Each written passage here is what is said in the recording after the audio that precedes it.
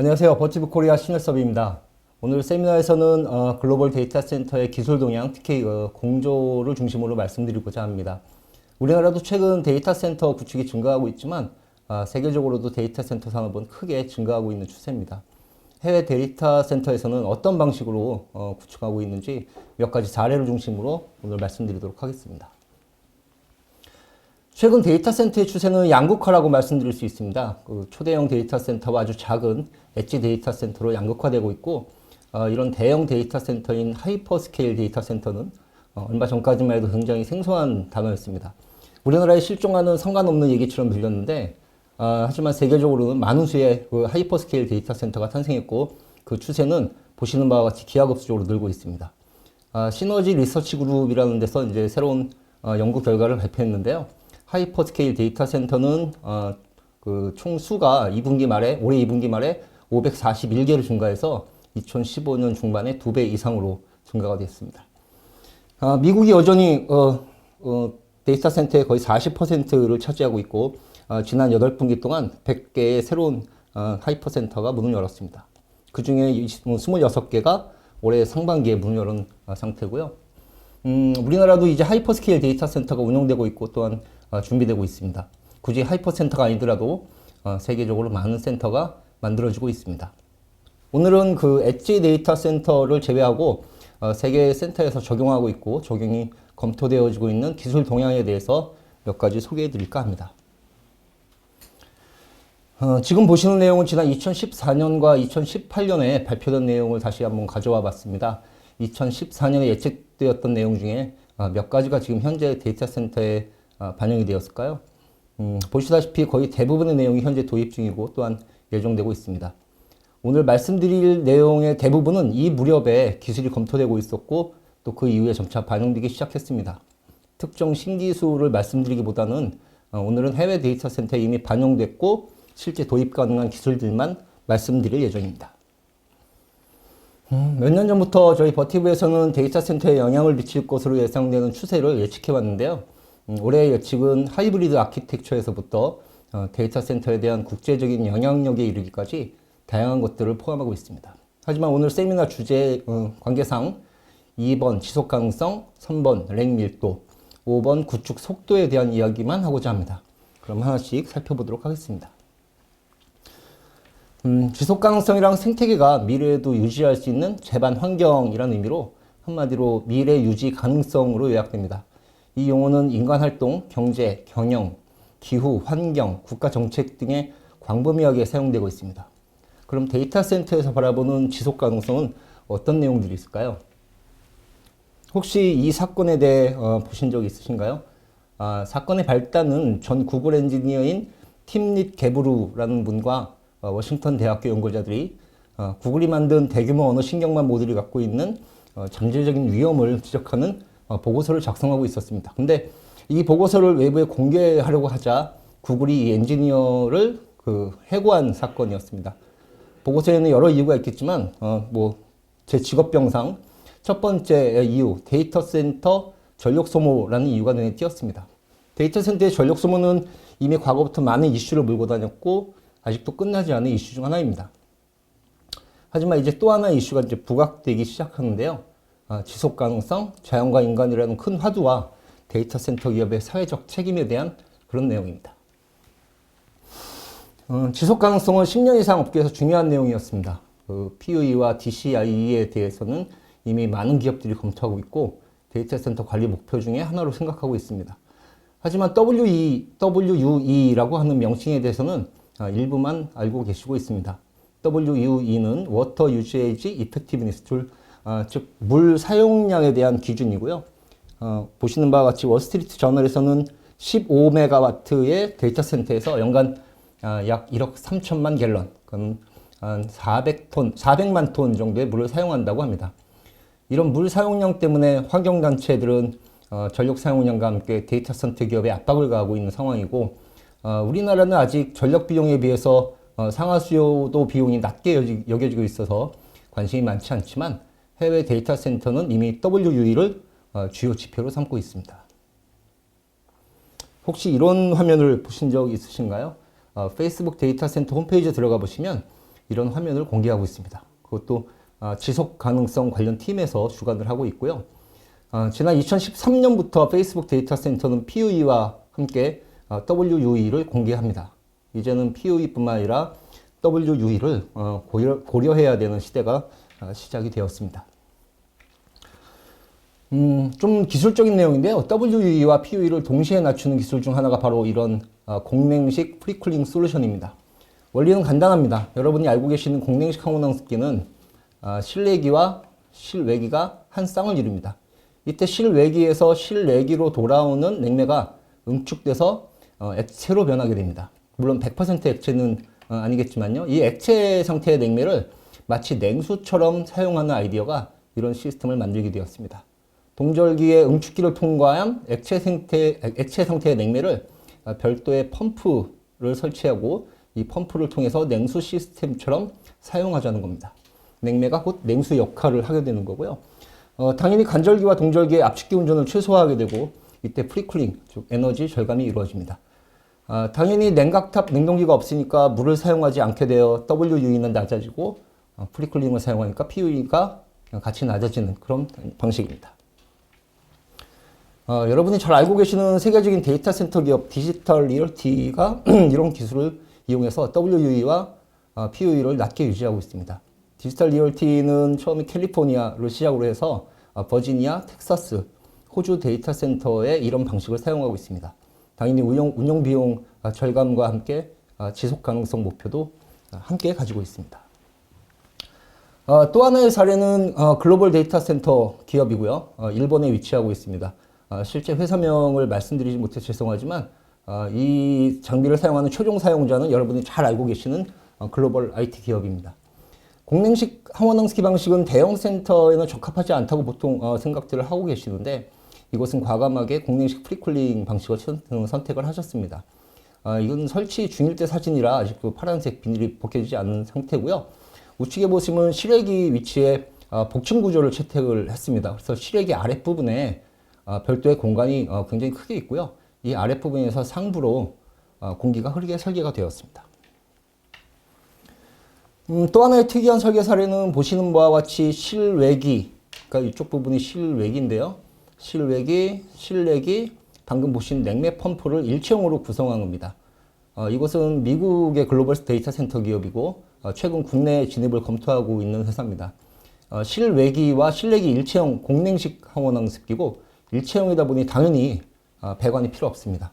배관이 필요 없으니 당연히 배관 루트를 고려하지 않는 그런 건축 구조로 설계가 됐고요. 이런 회사와 같이 글로벌 데이터 센터들은 이미 물을 사용하지 않는 데이터 센터, 영어로 표현하면 워터프리 데이터 센터를 만들고 있습니다. 이런 방식을 사용하는 데이터 센터의 PUE는 오히려 공냉식 프리쿨링 냉동기보다 더 낮게 나오고 있습니다. 두 번째 말씀드리고자 하는 내용은 렉 발열량에 대한 내용입니다. 이미 지겹도록 들어오신 내용일 텐데요. 저희도 이미 오래전부터 렉 밀도가 급상승할 거라고 예상은 했지만 그 속도가 생각보다 느리게 가고 있습니다. 하지만 평균 렉 밀도는 폭발적으로 증가할 가능성은 크지 않지만 머신러닝, 딥러닝 같은 인공지능과 관련된 고급 어플리케이션들이 급증하면서 고성능 컴퓨팅의 도입이 필요하고 보편화될 예정입니다. 당연히 냉각 용량과 풍량에 대한 이슈가 발생을 합니다. 렉 발열량과 항상 더불어 언급되는 것이 이제 풍량입니다. 데이터 센터 공조를 설계할 때도 반드시 검토가 되는 사항인데요. 공조 설비의 풍량은 어떻게 계산이 되는 게 가장 이상적일까요? 가장 이상적인 풍량은 서버들이 사용하는 풍량의 총합만큼 공조 설비가 지원을 해주는 겁니다. 그런데 서버의 풍량 합계는 요즘 어떻게 계산을 하고 예측을 하고 있을까요? 최근 설계 사례를 보면 보통 킬로와트당 렉의 발열 킬로와트당 158 CFM, 260 CMH 정도를 기준으로 설계를 하고 있습니다. 물론 이런 기술이나 기준이 보통 미국에서 시작되니 CFM이라고 하는 우리한테는 익숙하지 않은 단위가 사용이 됩니다만 어쨌든 이 기준은 보시는 바와 같이 계산이 되었습니다. 계산 공식은 3.16 곱하기 와트 나누기 델타 T, 여기서 델타 T는 서버의 입출구 온도차입니다. 얘 2번을 먼저 보시면 서버의 입출구 온도차가 화씨 20도, 그러니까 섭씨 11도 정도인 일반 서버를 기준으로 계산했을 때 킬로와트당 158 CFM이 나오게 됩니다. 그래서 보통 일반적인 설계 기준은 요 일반적인 서버 델타 T 11도인 서버의 기준 158 CFM을 기준으로 삼게 되고요. 서버의 밀도가 올라가게 되면 당연히 델타 T는 커지게 되고 킬로와트당 풍량은 낮아집니다. 하지만 당연히 렉당 요구되는 풍량은 더 커지게 됩니다. 이런 대용량 서버들을 사용할 수 있게 대풍량의 항원응습 설비를 당연히 검토하게 되고요. 일반적인 항원응습기로는 고밀도 서버의 그 요구 풍량을 맞추기는 역부족입니다. 왜냐하면 서버 설치 공간까지 침범을 해서 항원응습기를 설치를 해야지만 그 요구되는 풍량을 맞출 수 있기 때문입니다. 그래서 등장하는 방식이 최근 국내에서도 많이 검토하고 계시는 팬월이라고 하는 방식의 항원응습기가 대표적입니다. 일반적인 항원응습기는 하향식 또는 이제 상향식이지만 팬월은 측면 송풍 방식입니다. 벽 전체가 이제 팬이라고 보시면 될 것 같은데요. 보시는 화면은 NTT의 홍콩 데이터 센터의 동영상, 소개 동영상을 제가 캡처를 했습니다. 동영상 링크는 요 밑에 이제 적어놨고요. 한번 보시면 될 것 같습니다. 측면에 패널 방식의 항원응습기를 설치하고 하단 컨테인먼트를 구축하는 방식입니다.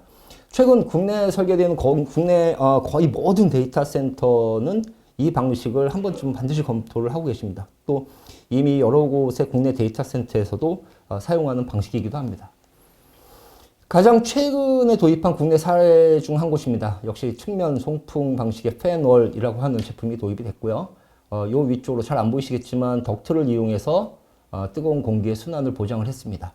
오른쪽 사진은 전산실 내부에서 본 팬월 항원응습실을 본 사진이고요. 중간에 댐퍼를 설치했습니다. 이 벽면 전체를 통해서 냉기가 전산실을 채우게 됩니다. 고발열 서버를 위한 여러 방식 중에 이제 최근 연구가 활발히 진행되고 있는 방식이 이머전 쿨링이라고 하는 방식입니다. 아직 도입이 일반화되지는 않았지만 간단히 말해서 침수 냉각이라고 하는 방식입니다. 비전도성 액체를 이용해서 서버를 직접 액체 상태에 담가서 열을 식히는 방식도 있고요. 서버 내부의 CPU, GPU 같이 열이 많이 나오는 부품만 액체를 통해 냉각하는 방식으로 이렇게 두 가지로 크게 나눠집니다.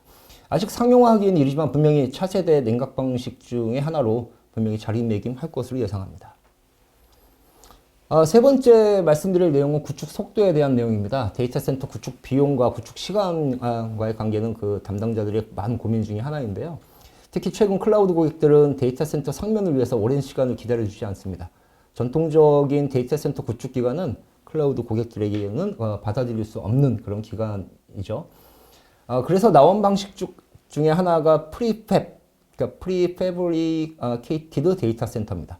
데이터 센터를 모듈화해서 사전에 공장에서 생산해서 현장으로 운송한 후에 조립하는 방식입니다. 당연히 구축 속도를 증가시킬 수 있고요. 표준화 모듈을 사용해서 구축 시 발생할 수 있는 여러 문제를 해결합니다. 어느 분은 이케아 방식 데이터 센터라고도 하시는데 당연히 그거보다는 좀 복잡합니다. 이런 방식에 대해서는 이미 두 세션 전에 한번 보셨을 거라고 생각해서 세부적인 기술 설명보다는 설치 사례 위주로 좀 말씀을 드리도록 하겠습니다. 이런 데이터 센터는 크게 두 가지로 나눠지는데요. 보시는 바와 같이 컨테이너를 통째로 이용해서 작은 데이터 센터를 만들어서 현장에서 전원만 연결하는 방식이 있습니다. UPS, 항원응습기, PDU, 소방, 보안, 심지어 렉까지 하나의 컨테이너 안에 모두 집어넣어서 설치하는 그런 방식이 하나가 있고요. 두 번째 방식은 여러 모듈들을 컨테이너별로 이제 분산 배치해서 현장에서 마치 레고 블록처럼 조립하는 방식입니다. 또 외관 마감을 다양하게 변경해서 운영사의 특징을 잘 반영할 수 있습니다. 지금 장표에서 보시는 오른쪽에 있는 요 지금 하얀 데이터 센터 사진은 미얀마에 있는 울레두라고 하는 통신사의 프리패브리케이드 데이터 센터입니다. 믿기 힘들겠지만 모듈형 컨테이너를 사용해서 조립을 하고 구축을 했고요. 외관 마감은 보시는 것 같이 이렇게 멋지게 마감을 했습니다. 이 데이터 센터는 스페인에 있는 T-시스템이라고 하는 통신사입니다. 역시 통신사인데요. 프리팹 방식으로 구축이 됐고요. 티어 3 인증을 받았습니다. 유튜브 동영상 링크를 한번 보시면 타임랩스 동영상까지 직접 확인하실 수가 있습니다. 내부는 보시는 바와 같이 우리가 아는 일반 데이터 센터와 큰 차이가 없습니다. 설계 PUE는 1.3이었고요. 프리쿨링 냉동기를 사용하고 있습니다. UPS는 2N 구조, 12분 백업이 가능한 배터리가 설치됐고요. 저희의 이게 발주 주신 후에 첫 번째 서버를 설치하기까지 딱 8개월이 걸렸습니다. 1차 서버 설치는 2.5kW 렉 240개, 10kW 렉 50개를 시작했고요. 모듈 경우로 증설이 가능하게 그렇게 구축이 되었습니다. 앞서 보신 것 같이 그 중소형 데이터 센터만 프리팹 방식을 사용하는 것은 아닙니다. 스웨덴에서 구축된 그 페이스북 데이터 센터 역시 프리팹 방식으로 구축이 되었고, IT로드는 약 30메가 이상으로 설계가 됐고요. 총 4개의 데이터홀로 구성하고 2단계로 구축이 되도록 설계가 됐습니다. 특이하게 이 센터는 기계적인 쿨링, 그러니까 압축기를 전혀 사용하지 않고 있습니다. 뭐 페이스북의 가장 큰 특징 중에도 하나이기도 한데요. 당연히 스웨덴이라는 그 지역적 특성도 감안된 내용입니다만 단열 냉각, 그러니까 에바포레이티브 쿨링이라는 솔루션을 적용이 되었습니다. 오늘 말씀드리지 않은 최근 기술 추세이기도 한데요. 이런 기술에 대해서는 다음에 좋은 기회가 있으면 다시 한번 설명을 드리도록 하겠습니다. 시간이 넉넉하지 못해서 급하게 좀 설명을 드렸는데요. 마지막으로 드릴 좀 내용을 정리하면, 첫 번째는 지속 가능성, 미래의 기업의 미래와 함께 자연과 환경도 고려하고 있는 추세라고 볼 수 있습니다. 특히 물을 사용하지 않는 데이터 센터가 고려되고 검토되고 있는 상황입니다. 두 번째는 열 밀도에 대한 얘기입니다. 평균적인 서버는 큰 차이가 없겠지만 AI나 인공지능 관련 서버는 큰 폭으로 발열이 증가하고 있고요. 당연히 그에 맞는 센터 구축과 설계가 이루어지고 있습니다. 세 번째는 구축 속도에 대한 얘기입니다. 전통적인 방식으로 구집할 이유가 점점 없어지고 있습니다. 좀 더 다양한 구축 방법을 고민을 해야 되는 그런 상황이 되고 있습니다. 정말 마지막으로 여러분 모두 이 사진을 한번 보셨을 겁니다. 최근 데이터 센터 기술을 얘기할 때 빠지지 않고 이제 나오는 사진인데요. 마이크로소프트의 네틱 프로젝트입니다. 바닷속에 있는 데이터 센터죠. 사실 이런 방식을 트렌드라고는 하지 않습니다. 오늘 보여드린 내용의 기술들이 최근 1, 2년 사이에 개발된 그런 최신 내용은 아닙니다. 이미 과거부터 네틱 프로젝트처럼 누군가 도전하고 개발한 내용들이 이제서야 실제 사용되는 내용들이죠. 이런 네틱과 같은 기술 개발이 앞으로 10년 후에는 새로운 트렌드로 자리 잡을 수도 있습니다. 우리나라도 소양호를 이용한 그 센터 구축 연구와 같이 많은 선행 기술들이 많아져서 글로벌 데이터 센터의 설계 지표가 되었으면 좋겠습니다. 여기까지 발표드렸습니다. 들어주셔서 감사드리고 코로나 상황이 빨리 해결돼서 행사장에서 마스크 없이 질의응답을 할 수 있으면 좋겠습니다. 감사합니다.